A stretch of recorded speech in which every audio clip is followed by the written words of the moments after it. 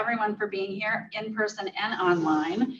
This is now our second ever annual action plan listening session that we are running as a hybrid. So we've got folks in person and we've got folks online.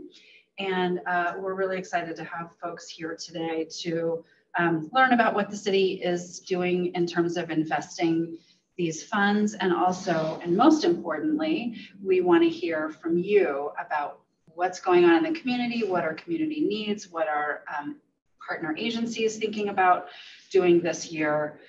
And so we're just going to start really quickly with the requisite how to participate. So for those who are joining us online through Zoom, please, the sign-in sheet is the chat box. So we'd love it if you would type in your name, tell us what neighborhood you live in or your zip code. If you are with one of the partner or any agency or organization in town, feel free to mention that as well.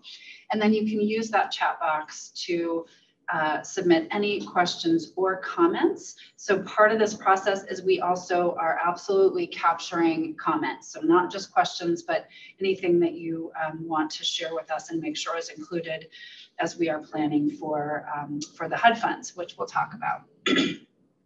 For folks who are joining on the phone, you'll be able to participate by unmuting yourself using *6, and it's the same to remute yourself afterwards. And we are going to be sharing these slides and the recording of either this one or one of the other meetings so that you can refer to that again online and hopefully share it with even more people. The most important part of this process is that we really want people to understand what the city's process is, what our goals and investments are, and especially to get your input and ideas into our annual action plan. So I am Barb Van Hoy. I am a policy analyst with the Community Development Division. And joining us today as well will be Catherine Duarte. She's our HUD Programs Manager in Community Development. Thank you so much, Keith Wilshaw, who is our project manager and is helping to manage, make sure that everyone online is included. And Holly Robertson was with us for yesterday's meeting. So what we are here today for, every year the city conducts a public process to get public input and share with the public how the city invests funds through the U.S. Department of Housing and Urban Development, or HUD. So really the main purpose of this meeting is at the beginning of that planning process, we want to make sure that our community understands what the funds are, how we have managed them, and then to really get input from the community on, what are the conditions in our community that we need to take into account as we are deciding, creating this plan for how to use the funds. All jurisdictions who receive these funds are required to do this planning work, and so after these listening sessions, we have a slide with sort of all of the process that we'll show you later, but essentially we're getting input now. We're going to start drafting the plan over the next couple of months. We'll have a draft out in December. There'll be a public comment period. We'll have another public hearing to get input on that, and then it also goes to the City Council for approval. So that kind of gives you a sense of where we are at in that process. So today we're going to explain to you the action plan and the funds, and then we set aside some time specifically to talk about some other tools and resources and potential partnerships that we have this year. There are some unprecedented funding opportunities that are coming through the state of Colorado with some of the American Rescue Plan dollars, and we want to make sure that the city is helping to support any community efforts as well to apply for those funds. We might apply for some, we might work with you to apply for some. We want to know what the greatest needs are and make sure that we're leveraging all the funding we have to work together. So we'll talk about that a little bit today. And then we really want to hear from you. What are you in the community hearing and experiencing? What are the needs? What are some trends or changes that perhaps we have not yet taken into account, and how can we plan to address those. And then we'll talk about the whole process and how you can follow and be involved throughout. So first we'll talk about what our expected resources are with our typical annual formula grants. So these ones are the Community Development Block Grant, Home Investment Partnership Program, and Emergency Solutions Grant. And then all of some of the activities with those grants produce program income, which we then reinvest. So we are planning for, we're projecting that we expect to get around $6.4 million this year out of all of these different funding sources. And every year we plan for a little bit of an increase just based on historical information and what we hear coming out of Congress, because we won't know how much we're actually getting until Congress passes the federal budget. And then when that happens, we make adjustments basically pro rata in how we've planned to utilize these funds if the Congress passes the budget after we put together our plan. And so these 3 grant programs, just to kind of give you a basic overview, Community Development Block Grant is especially flexible. We can utilize those funds on housing, neighborhood improvements, economic development opportunities. The Home Investment Partnership Program is primarily designed for developing affordable housing, also acquisition and rehabilitation, as well as some tenant-based rental assistance. And then the Emergency Solutions Grant, or ESG, is focused on homeless services and prevention. All of the activities supported by these funds need to primarily benefit low and moderate income communities. And these grants are designed federally as block grants so that they can be really flexible. The idea really is that communities, local communities, know a lot better than the federal government what our needs are and what we need what communities need the most help with. So this slide is really meant to give you a sense of all of the different eligible uses that communities can select from. And we really, like I said, we try to get as much public input as possible in terms of deciding among all of the options how we decide to invest these funds. But there's a very broad range. And so you'll hear us talk about LMI, or low and moderate income residents.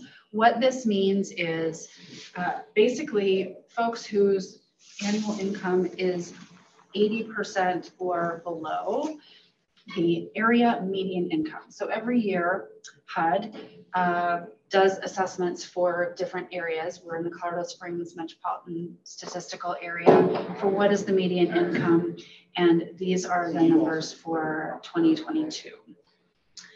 Gives you a kind of broad idea for those. And some of our funding is targeted toward individuals, some of it is targeted toward areas. So for example, when we fund facilities projects, those have to be targeted in a way that the majority of the residents who will access them or where they are located are primarily low and moderate income communities.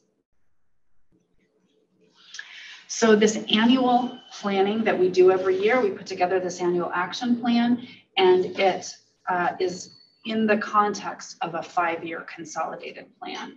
So every 5 years, we do really extensive data analysis, market analysis, housing needs in our community. And through that process, we have identified these 5 priority needs for our community. So our consolidated plan goes from 2020 to 2024. And all of our action plan priorities will fall under these needs that have been identified. Keith.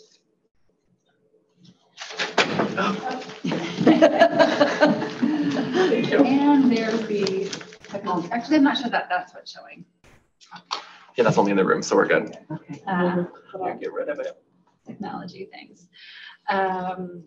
So to give you a sense of how these the funds are invested. So all of this work and all of the priorities that we designate for these funds, this is not activity and work that the city carries out. We rely and work with community partners. So many of these funds are allocated through competitive grant applications. There are some direct awards to organizations, developers of affordable housing, others. And then we also, in our community development division, provide technical assistance to organizations or folks who do the kind of work that gets funded. So if you're out there and you're saying, oh, I want to be involved in neighborhood improvements, or my nonprofit, does this work, but I haven't gotten funding, please reach out. So on the right side of this slide, you can see some of our program managers and their contact information for some of that funding. Generally, in order to be eligible for the funding, you need to be a nonprofit organization, a public agency, faith-based nonprofit. For the construction, generally there are private organizations that do development, but often in collaboration with many others. We do not provide any grants to individuals. And let me know if we have any questions. Nope, so far we're good. Enter your comments or questions. Okay, so before we go into some of the new grant opportunities, we want to talk a little bit about some of the accomplishments. What are the things that is happening in our community as a result of our more typical annual funding? And so we have a couple of slides to give you a sense of that. So in our most recently completed program year, these are numbers of residents who were served by some of our critical services for community members, people who are experiencing homelessness or prevented from experiencing homelessness, and access to some of the facilities and neighborhoods that we funded and through these grants. And then around affordable housing, these numbers are kind of a mix of some of the activities funded through the HUD grants that we reported in our last program year report, but also some of the other affordable housing projects included under our home COS plan. So that is the city's affordable and attainable housing plan that helps to prioritize and direct our work trying to increase the availability of affordable and attainable housing. And then the rental assistance, 1,900 families, that was 2021 for the first round of American, oh no, that wasn't a stimulus. Well, there are federal funds that were provided specifically for emergency rental assistance in the wake of the pandemic. So some of those other financing tools and housing resources that the Community Development Division helps to leverage or leverages these federal funds with are shown on this slide. A couple of new ones we're especially excited about are the Affordable Housing Development Fee Rebate Program, which is a unique program that started in our city, both with Colorado Springs Utilities and the City of Colorado Springs, providing a really great incentive for developers of affordable housing. And then especially new that just got started this summer was the Affordable Housing Sales Tax Rebate. So these are some of the levers that the city actually has to increase the building and supply of affordable housing.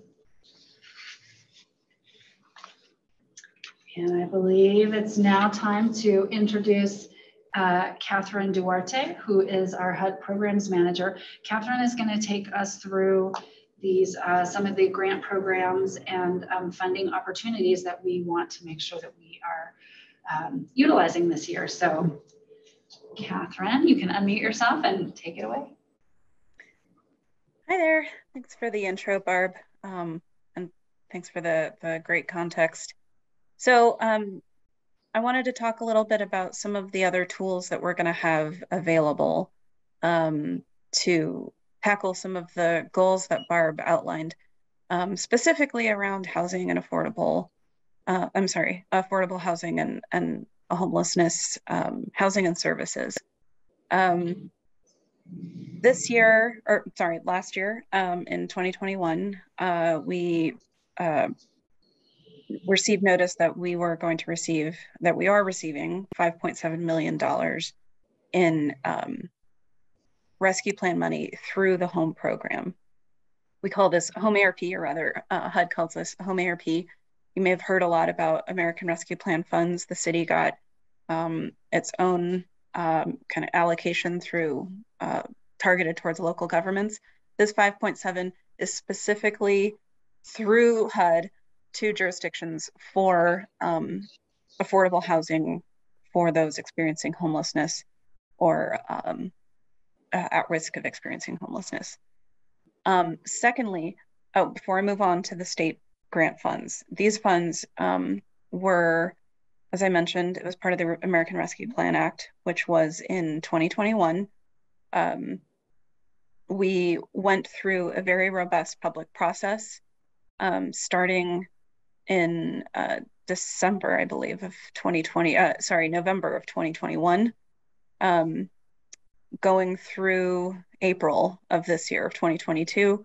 So these public meetings and the draft of the 2023 action plan, we're not going to take input on how to use the home ARP funds. You can go to the city's website and learn how we got to this budget that you see on this slide. The table that you see on the top of this slide is the budget that we came through this robust community process, and our allocation plan was approved and adopted by HUD this summer. So 2022 will be the fun year where we get to deploy these funds. So on this table, you see that we are really taking advantage of this unprecedented allocation. As you saw in the pie chart that Barb went over previously, we receive, $1.5 million from HUD every year, and we do great things with that money. But with this 5.7 injection of money into capital projects, we're just really excited.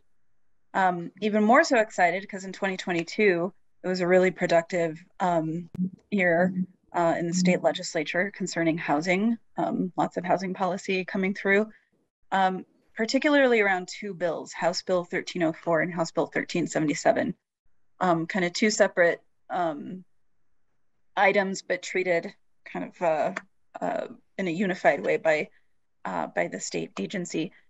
It is going to be a competitive grant process. It's really meant to address the affordable housing gap that our state is experiencing. And we all know that we're experiencing here in Colorado Springs. And between these two grants, it presents an unprecedented amount of $69 million available to urban counties, which El Paso County and the Colorado Springs MSA is certainly one of them. And we have the ability to present multiple applications with $250,000 in minimum award asks. So we really hope to use these two funds to leverage everything that Barb just presented before. And I want to talk about these two or three funding sources really carefully, because when we put out the action plan draft, these funds will not show up. First of all, the home ARP totally belongs in another year, and it's its own reporting structure with our HUD documents. And secondly, with the state funds, they're competitive and we haven't gotten them yet. And even more importantly, we don't have solidified grant applications yet, because that is something that we hope to do with the community. So moving on, speaking of, you can go to the next slide. So this table that you see here just shows in broad strokes the areas that these grant programs will fund. And this is a big deal. And of course, home ARP is in green because we already have access to that. The yellow is just kind of like, you know, cautiously optimistic that we'll get some funds to address housing and homelessness. And this is a big deal. You see here that, you know, these funds will cover services, things like recovery services, data needs, and other supportive housing types. Those are big gaps that our current funding sources are really short on. And then, of course, we can never get enough money for construction and acquisition and the financing for things like non-congregate shelter, permanent supportive housing, permanently affordable rental housing. So these are big gaps in the community that we have now and that we really hope to leverage with our current, our upcoming 2023 entitlement funds. Next slide, please. So this year, we're just hoping that a typical project, you know, we have plenty of housing projects, both in queue, in the pipeline and under construction. So, you know, on the left, we have a pretty traditional financing stack that we work with our affordable housing developers on. But next year, we're really hoping that we can speed up the development line by offering all of these different funding sources and incentives to create more housing units, create and preserve more housing units, and also just create the kind of quality of housing units that we're looking for. Namely, you know, more units that are accessible, more units that are energy efficient, more units that are closer to areas of opportunity, more projects that serve those, you know, 50% AMI, 30% AMI and below. So those, you know, those projects that really require the deep subsidies, and you know, clear up some of our housing kind of log jams. We have a lot of people waiting for housing, and this year we're just really excited to be able to use our entitlement funds as match for these state sources. So I will turn it back over to Barb. If anybody has any questions about the stuff I just presented, and if there are any service providers who are in the room, I'd love to hear, you know, your thoughts on these new grant funds, or about the home ARP funds for that matter. Thank you, Catherine. If you didn't say it, just in case folks weren't sure, MF Housing Project means multifamily. In the HUD world, it's always hard to remember that not everyone speaks the insider language. So thank you for that. I always have to remember to lay off the acronyms when possible. Yeah. They're so irresistible. Yeah. Is the low-income housing tax credit, which is the federal program that provides huge tax credits for developers to build affordable housing, and it is responsible for the largest amount of affordable housing that exists in the country. Very, very important program. And then home refers to the home investment partnerships grants that our office at the city allocates. Okay, so now we're just going to talk a little bit about what goals we so far have identified going into this annual action planning process. We absolutely want to be supporting competitive applications for these transformational affordable housing funds. So again, folks in the community, if you are at all considering the ability to utilize any of those funds, we want to work with you and help you. Or if you're not, but you think we should, please let us know what some of those projects and needs are that we can help bring the funds into our community to make happen. We want to make sure that all of these resources are addressing gaps in homeless service provider network that might exist now. For example, we know that our community needs more emergency shelters for families. That's one of our highest priorities. Are there other gaps in those that perhaps we might not have already identified? We are going to continue to implement strategies in home COS. I think I didn't say it before, but this is a really great plan adopted by the city a couple of years ago. You can find it on our website. It identifies several goals and objectives that we have to create more better housing for our community. So be sure to check that out. One of our goals is to meet or exceed the mayor's goal of creating 1,500 affordable housing units. And as part of that, our House America pledge of 150 units. And then we also work with, of course, the city's comprehensive planning department as they are working on their neighborhood planning program in ways that that these funds can help support communities within those neighborhoods. We're going to be supporting those. And of course, number 6, your input here. We really want to hear from you and the community about different ways to, about different needs in our community. What are we missing in our goals here? What's already happening that is important that you want to make sure that we continue to support, that we're doing a good job on. So here are some of those questions that we hope will spark more input. Folks who are in the room, online here, please use the chat to share your thoughts. Folks who are listening to this afterwards, please use the email address or phone number, let us know. We really want to know from community organizations what new projects you're considering that might be eligible for this funding. We'd love to help make that happen.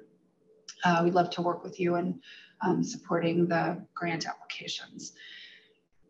We do want to know from partner agencies what concerns you have about the different funding requirements. Is there anything we can do to make it easier to use funds?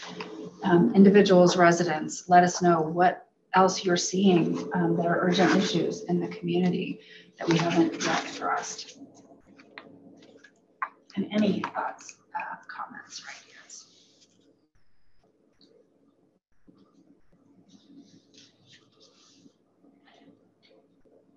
All right, we'll continue using the chat if you want to, if you think of anything more, and of course our email address. And now we want to just give you that overview of the timeline for the process. So the red dots are the annual action plan process. Right now we're gathering input. We'll be drafting the plan and putting that out for public comment in December. January, we'll have more public meetings to hear feedback on the plan. And then the plan will go to City Council, we expect in February. And our program year for these funds are April 1st through March 31st. So that's when we'll begin the program year. And then in the spring or toward the very beginning of the year is when we would be releasing our NOFAs, the Notice of Funding Availability for community organizations to apply. And then some of these state grants, the NOFA, again, the Notice of Funding Availability with all of the final requirements for the funding and the application, those are going to be released on November 15th. And there are several different grant programs that are going to have different application deadlines. Some of them have rolling deadlines, and those are going to begin in January 2023.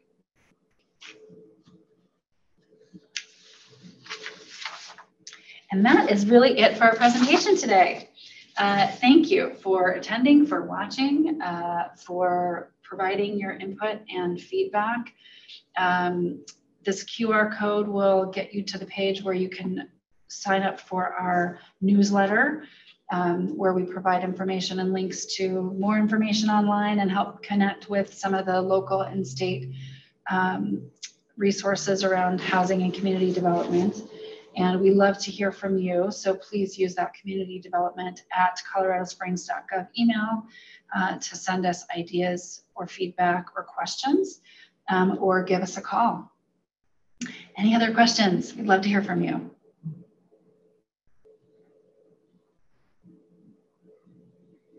All right, well, if there's no more. Oh. There's a thank you. Thank you, you're welcome. Of course, if you think of any more, you know, it always happens to me. It's right after I leave a meeting or that whatever, new ideas and questions occur to me. So of course, please follow up. Thank you again, and we'll close out the meeting. Have a great day, everyone. Stay warm since it's snowing outside. Take care.